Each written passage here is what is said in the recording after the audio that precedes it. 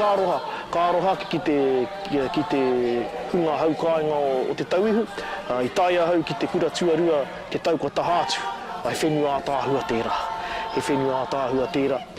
Engari, whakaaro rangatira tonu pia tēnei, narungai ngā uauatanga o te kawe, o te tini, o te mano, o te hia mano tāngata ki te Waipounamu, o te rima te kau aha noa tu kapahaka ki te Waipounamu, e hara I te mahi e Ngāwari.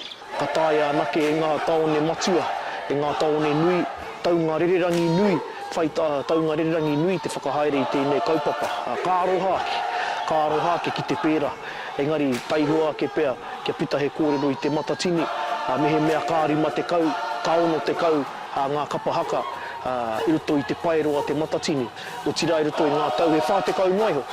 Pēnā ka hoki anō ki te whātekau I roto o te matatini ka tāia I ngā rohe whāiti, I ngā rohe kāri pēnā rawa te nui, o ngā rori, o ngā rererangi, o ngā wāhi noho.